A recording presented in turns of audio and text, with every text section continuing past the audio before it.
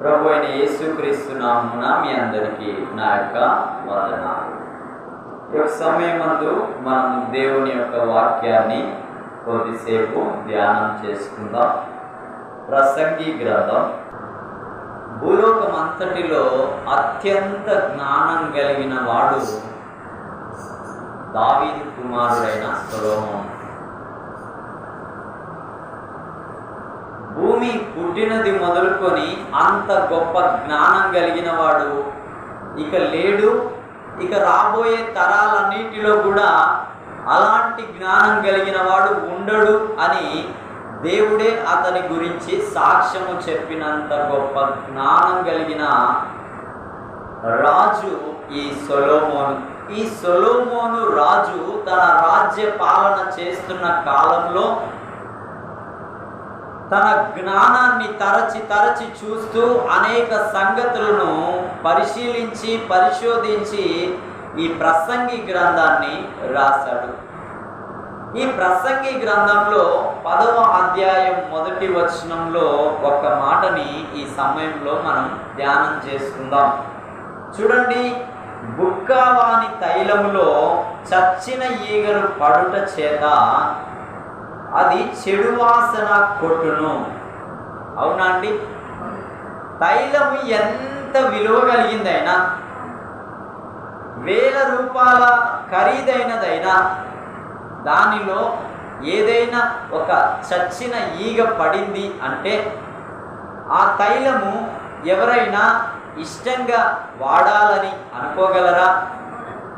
ఆ తైలము అత్తకముందు పరిమళాన్ని వెదజల్లేదిగా, సువాసన వెదజల్లేదిగా ఉన్నటువంటిది ఇప్పుడు చచ్చిన ఈగ ఒకటి పడటం వల్ల దాని ఖరీదు, దాని విలువ, దాని పరిమళం అన్నీ కోల్పోయిన పరిస్థితిలోకి వెళ్ళిపోతుంది. ఈగ పడక మునుపు దానికి ఎంతో విలువ ఉంది. ఈగ పడి చచ్చిన తర్వాత దానికి ఏ విలువ లేదు. ఇవాళ మానవుని జీవితము కూడా అదే విధంగా ఉంది. భూమి మీద నరులందరూ దేవుని ద్వారా యథార్థంగానే పుట్టారు. రాను రాను వారి యొక్క మూర్ఖత్వం, బుద్ధిహీనత, భక్తిహీనత, పాపం పెరిగి ఏమైందంటే వారు అపరాధులుగా తీర్చబడి ఉన్నారు. పుట్టినప్పుడు పిల్లల యొక్క మనసు ఎంత కల్మషం లేనిదిగా, పిల్లల ముఖాన్ని చూసినప్పుడు మనకి ఎలా ఉంటుందండి? వాళ్ళలో ఏ కఠినత్వం, ఏ కల్మషం, ఏ పాపం, ఏ అపరాధం, ఏ అపవిత్రత, ఏ చెడు, ఏ అబద్ధం, ఏ అక్రమం, ఏ భేదం ఏవి ఉండవు. వాళ్ళలో ఎలా ఉంటారంటే నిర్మలంగా ఉంటారు. అదే 2 ఏళ్ళు 3 ఏళ్ళు పోయిన తర్వాత చూడండి, అదే ఒక 6 ఏళ్ళు 7 ఏళ్ళు పోయిన తర్వాత చూడండి, అదే ఒక 10 ఏళ్ళు 20 ఏళ్ళు వచ్చినాక చూడండి, అదే ఒక 40 ఏళ్ళు 50 ఏళ్ళు వచ్చినాక చూడండి, వాళ్ళు ఎలా ఉంటారండి? చిన్ననాడు తల్లి గర్భంలో నుంచి వచ్చినప్పుడు ఎంత మంచిగా ఉన్నారో వాళ్ళు కాలం గడుస్తున్న కొలది వారు అలా ఉంటారా? ఎందుకుంటారంటే వాళ్ళలో చచ్చిన ఈగ వంటి పాప స్వభావం అనేది పెరిగిపోతూ ఉంది. కాబట్టి వాళ్ళు దేవుని దృష్టి ఎదుట కానీ, మానవుల దృష్టి ఎదుట కానీ వాళ్ళు ఎన్నిక అయిన వారిగా కానీ, విలువ కలిగిన వారిగా కానీ ఉండాలి. అయితే ప్రభు అయిన యేసుక్రీస్తు రక్తం చేత కడగబడిన ఒక వ్యక్తి అయినా భక్తి చేస్తూ కొనసాగుతూ భక్తిలో ఎదుగుతూ ఉన్నప్పుడు అతనికి లోకం ఎంతో విలువనిస్తుంది కదండి. మంచి భక్తి పరుడండి, మంచి ప్రార్థనా పరుడండి, మంచి బైబిల్ పఠనం చేసేవాడండి, మంచి సంస్కారం కలిగిన వాడండి, నలుగురిని ఇబ్బంది పెట్టేవాడు కాడండి, చాలా మంచి సాక్ష్యం కలిగిన భక్తి పరుడండి అని అంటారు. కాలం గడుస్తున్న కొద్దీ లోక ఆకర్షణకో లేదా ధనానికో లేదా స్త్రీ వ్యామోహానికో లేదా ఇంకా ఏ విధమైన అట్రాక్షన్స్కి అతను లోనైనప్పుడు అతనిలో కూడా ఏముంటుందంట, చచ్చిన ఈగ పడిన తర్వాత ఆ తైలం ఎలాగైతే చెడిపోయిందో ఈ వ్యక్తి కూడా రాను రాను రాను రాను దేవునిలో నుంచి తొలగిపోయి లోకంలో కలిసిపోయి తన సాక్ష్యమును కోల్పోయి తాను ఎలా ఉంటాడు అంటే విలువలేని వ్యక్తిగా ఉంటాడు. మరి అంతకాలం చేసిన ఆ భక్తిని బట్టి జనాలు ఏమైనా ఒప్పుకుంటారా మంచోడని? దేవుడేమైనా మెచ్చుకుంటాడా? ఇతడు మొన్నటిదాకా బాగానే ఉన్నాడు, ఇప్పుడే చెడిపోయిందిలే, ఏం కాదులే, పర్వాలేదులే అంటాడా? అనడు. జనము ఒప్పుకోదు, దేవుడు ఒప్పుకోడు. కాబట్టి అట్టి స్థితిగతుల మధ్యన ఉన్న వ్యక్తి గురించి ఇప్పుడు కొన్ని మాటలు మనం చూసుకుందాం. చూడండి, కిందికి వెళ్తే కొంచెము బుద్ధిహీనత త్రాసులో ఉంచిన ఎడల జ్ఞానమును ఘనతను తేలగొట్టును. చూడండి, ఒక జ్ఞానం కలిగిన వ్యక్తి ఏదో ఒక పంచాయతీకి వచ్చి పెద్దగా న్యాయం చెప్పడానికి వచ్చాడు అనుకోండి.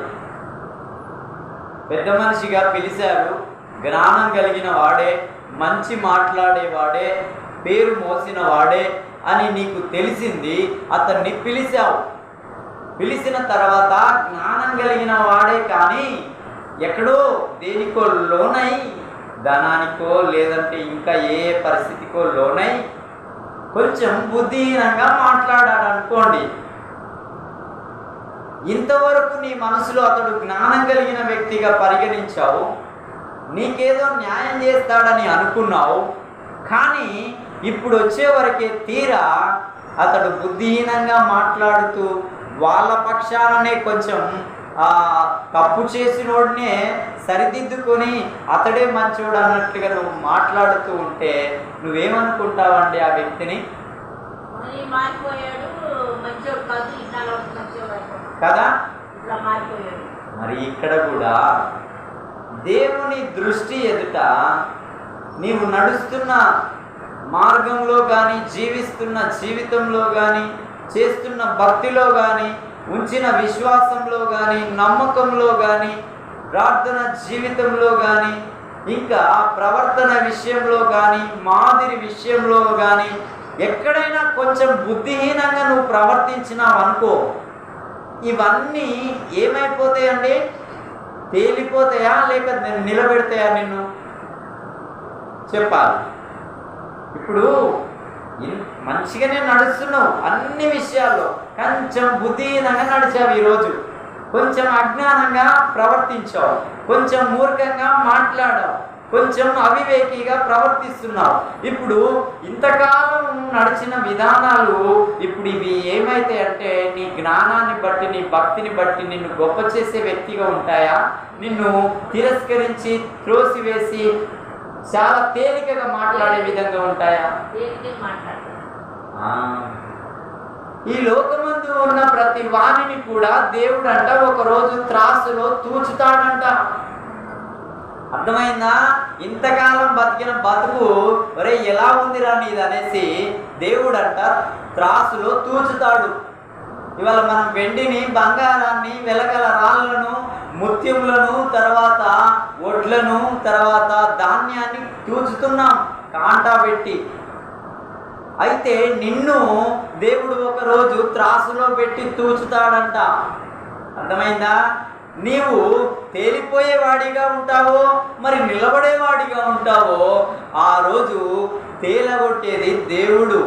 నీ బ్రతుకును బట్టి, పరిశుద్ధతను బట్టి, భక్తిని బట్టి చిన్న బిడ్డ వంటి స్వభావం కలిగిన వాడు దేవుని సన్నిధిలో అంగీకరింపబడేవాడిగా ఉంటాడు.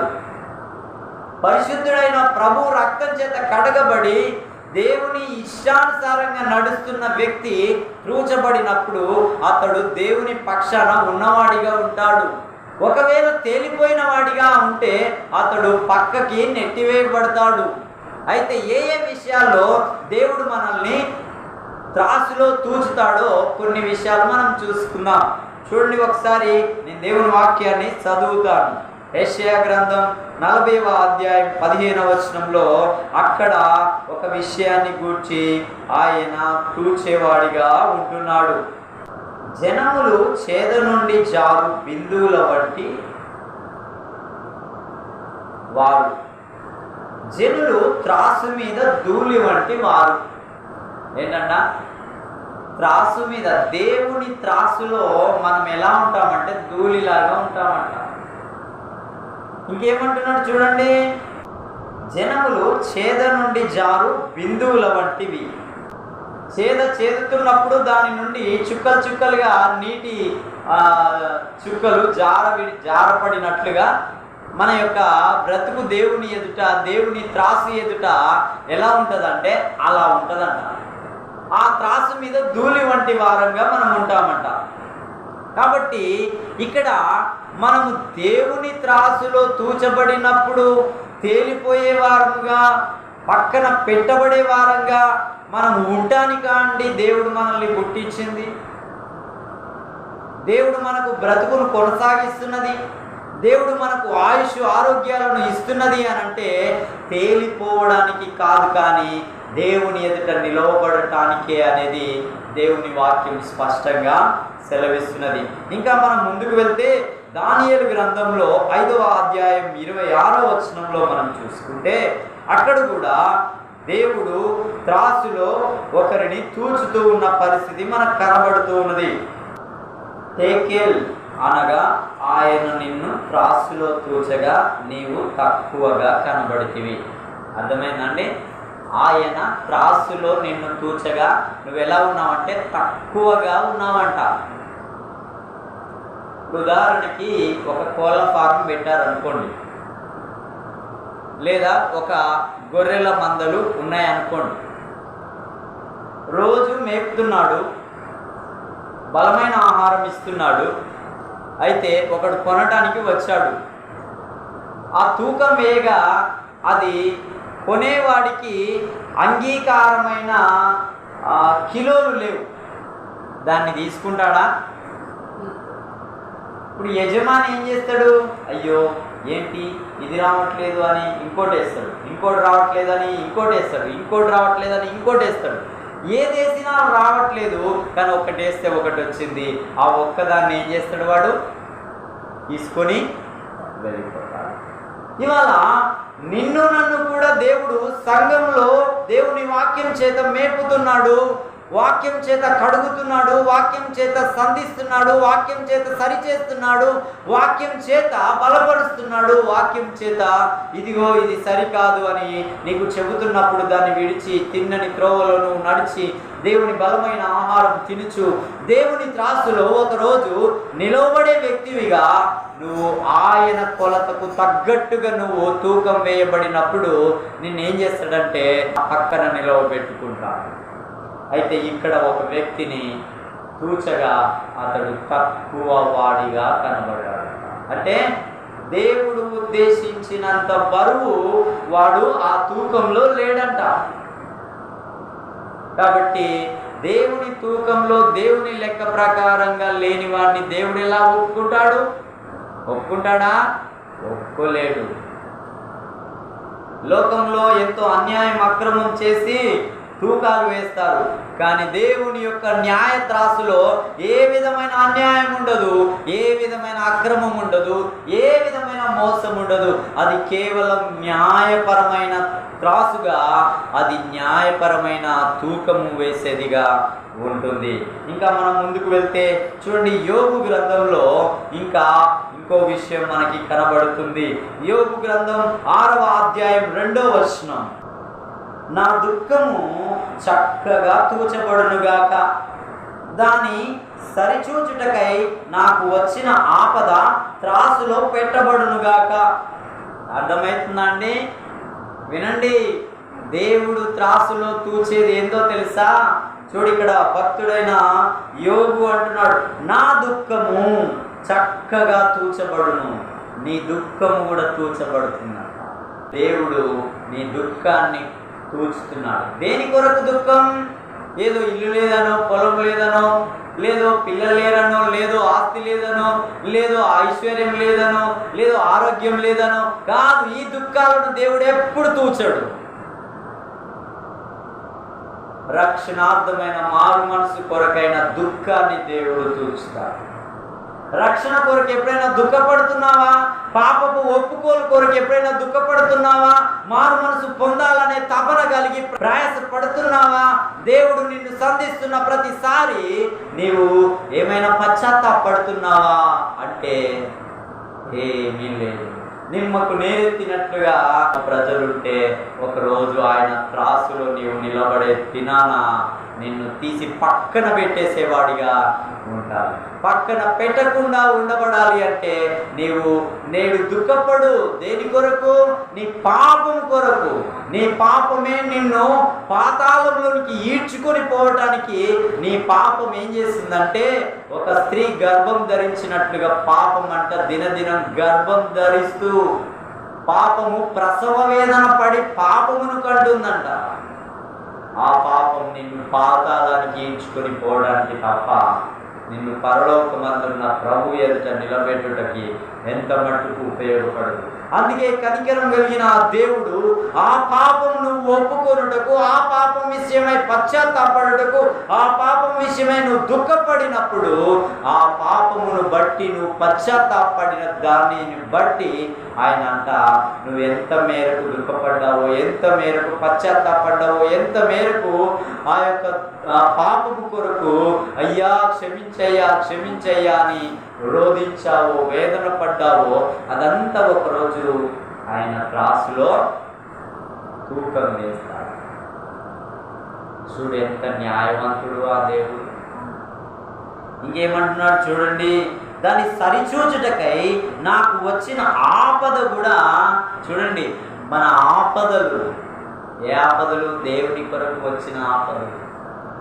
నీతి కొరకు నువ్వు బ్రతుకుతున్నప్పుడు నీ మీదికి వచ్చే ఆపదలు కూడా దేవుని న్యాయత్రాసులో తూచబడతాయంట.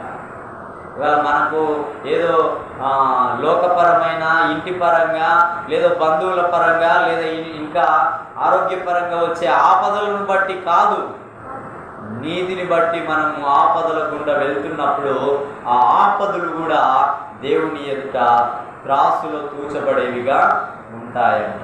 ఇంకా మనం ముందుకు వెళ్తే చూడండి, అదే 31వ అధ్యాయం 7వ వచనంలో, న్యాయమైన త్రాసులో ఆయన నన్ను తూచునుగాక, నేను త్రోవ విడిచి నడిచిన ఎడల, నా మనస్సు నా కన్నులను అనుసరించి సంచరించిన ఎడల, మాలిన్యం ఏమైనను నా చేతులకు తగిలిన ఎడల. చూడండి, ఈయన భక్తుడు అంటున్నాడు, దేవుని న్యాయమైన త్రాసు నన్ను తూచునుగాక అంటున్నాడు. ఎంత గొప్ప వాడండి. ఈయన ఏమంటున్నాడు తెలుసా? దేవుని త్రాసు ఒకరోజు నన్ను తూచాలి.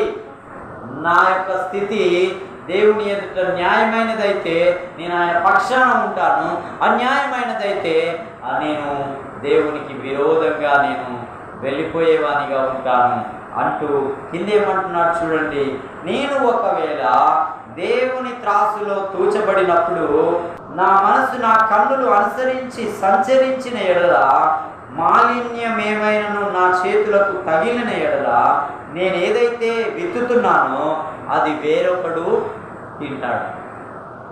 అర్థమవుతుందండి? చాలామంది పొలాలు వేస్తున్నారు, చాలామంది సంపాదిస్తున్నారు, కానీ వీళ్ళు సంపాదిస్తే ఎవడో దొంగోడు ఎత్తుకుపోతాడు, వీళ్ళు విత్తనం వేస్తే ఎవడో ఎత్తుకుపోతాడు, వీళ్ళు సంపాదిస్తే అది ఏ మూలకి వెళ్ళిపోద్దో అది వానికే తెలియకుండా పోతుంది. కారణం ఒకటే, దేవుని న్యాయమైన త్రాసులో సరి అయిన విధానం లేని ఏ వ్యక్తి అయినా దేవుని ఎదుట అతడు ఏం చేయబడుతున్నాడు? అతడు కష్టం చేసిన ఆ కష్టాన్ని వాడు అనుభవించడు అని వాక్యం చెప్తుంది. విత్తనం విత్తిన ఆ పంట పురుగు పట్టిపోతుందో లేదా, వరద వచ్చిపోతుందో లేదా, ఇంకా ఏ విధమైన పరిస్థితుల గుండా పోతుందో అది పోతుంది అని దేవుని వాక్యం సెలవిస్తుంది. న్యాయ త్రాసులో ఇక్కడ ఆ భక్తుడు అంటున్నాడు, నేను ఒకవేళ నా దేవుని న్యాయ త్రాసులో సరి అయిన విధంగా లేకపోతే నేను విత్తినది వేరొకడు తినుగాక అంటున్నాడు. దేవుడు ప్రేమ కలిగిన వాడే కాదు, దేవుడు శిక్షించేవాడు కూడా.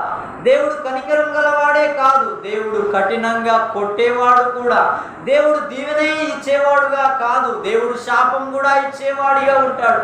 దేవుడు నిన్ను వృద్ధి చేసేవాడిగానే కాదు, దేవుడు నిన్ను మొత్తేవాడిగా కూడా ఉంటాడు. ఎందుకో తెలుసా? తల్లి చెప్పిన విధానంలో బిడ్డ నడిచినప్పుడు తల్లి బిడ్డని ప్రేమిస్తుంది. తల్లి మాట బిడ్డ విననప్పుడు బెత్తం పట్టుకొని వీపు విమానం మోగిస్తుంది. ఎందుకు? బిడ్డ చావాలని కొడుతుందా? తల్లి బాగుపడాలని కొడుతుంది. దేవుడు కూడా అంతే. కొన్ని సందర్భాల్లో మన మీద కొరడా జులిపిస్తున్నప్పుడు మనం సరిచేసుకుంటే మన బ్రతుకు బాగుపడుతుంది. ఈ భూమి మీదను పరలోకంలోనూ నువ్వు మేలైనది అనుభవించే వ్యక్తివిగా ఉండగలుగుతావు.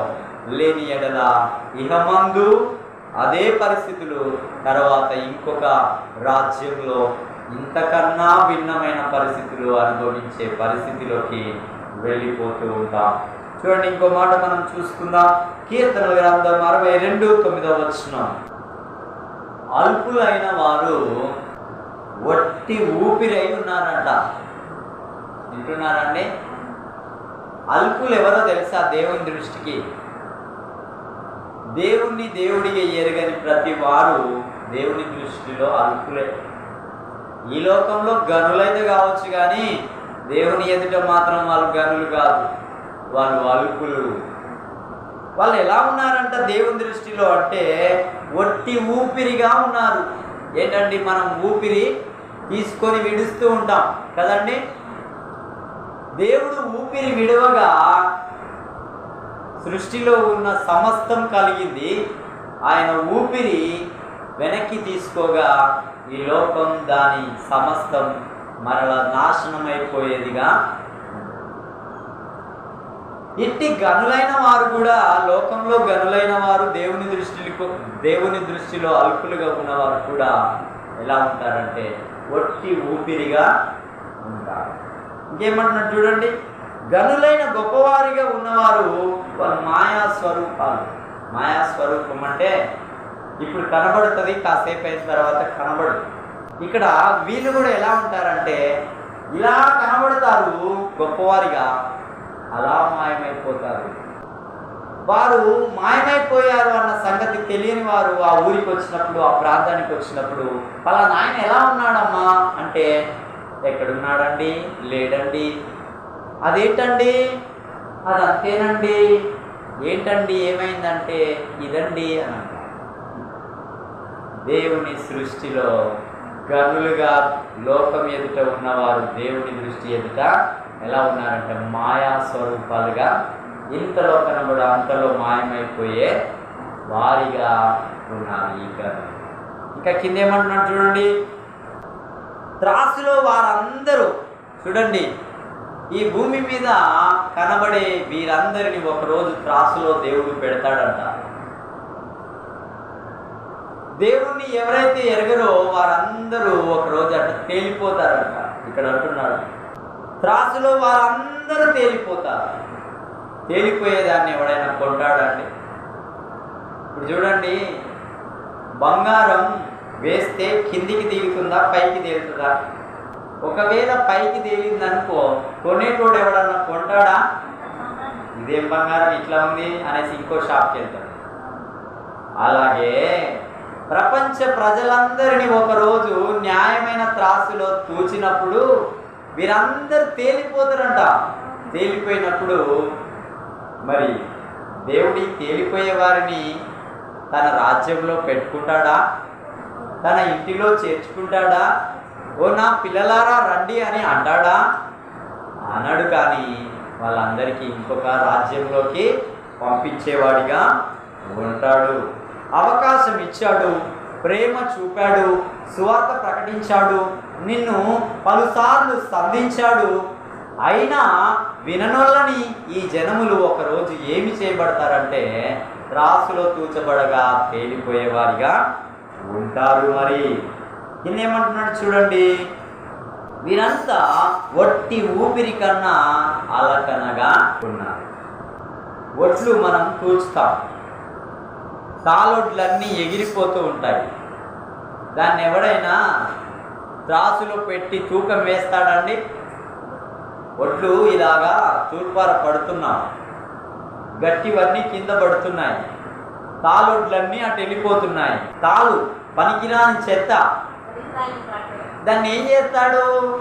ఒక అగ్గిపుల్ల తీసుకొని యజమాని ఏం చేస్తాడు? అగ్గేసి తగలబెడటానికి తప్ప మరి దేనికి పనికిరాది కాదు. లోకం కూడా ఒకరోజు అదే పరిస్థితిలోకి వెళ్ళిపోయే పరిస్థితిలో ఉంది. ఈ మాట విని నీవు అందులోకి వెళ్ళాలనుకుంటే అది నీ ఇష్టం.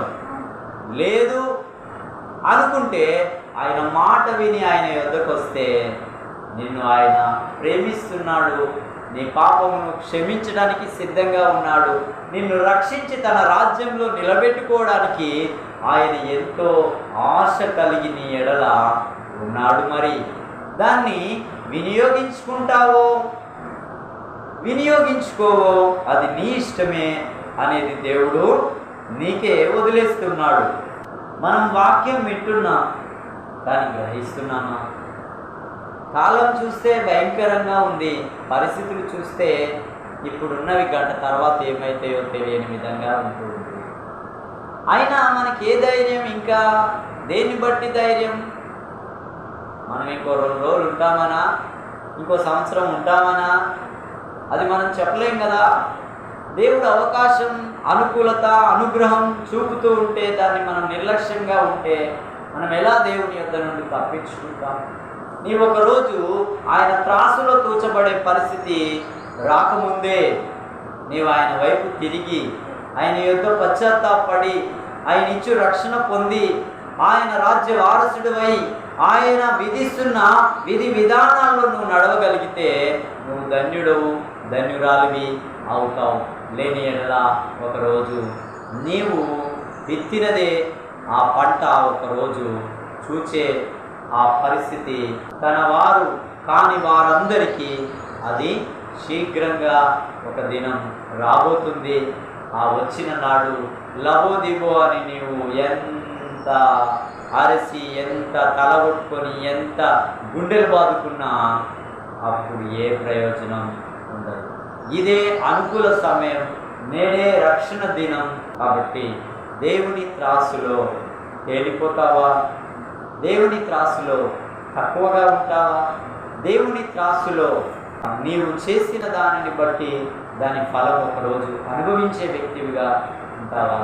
దేవుని త్రాసులో తేలిపోయేవాడివిగా కాక నిలబడేవాడివిగా, దేవుని ఎదుట ఒకరోజు ఉండి ఆయన్ని ఆరాధించే వ్యక్తివిగా, దేవుడి ఇచ్చు ఆ రాజ్యమును స్వతంత్రించుకునే వ్యక్తివిగా నీవు ఉండాలంటే దేవుని త్రాసులో నీవు తేలిపోక నిలబడే వ్యక్తివిగా ఉన్నప్పుడు బల నమ్మకమైన నా మంచి బిడ్డ రా, భూమి ఏర్పడినది మొదలుకొని నీ కొరకు సిద్ధపరచబడిన ఈ రాజ్యాన్ని స్వతంత్రించుకొని నిలబడే వ్యక్తిని గురించి దేవుడు చెప్పేవాడిగా ఉంటాడు.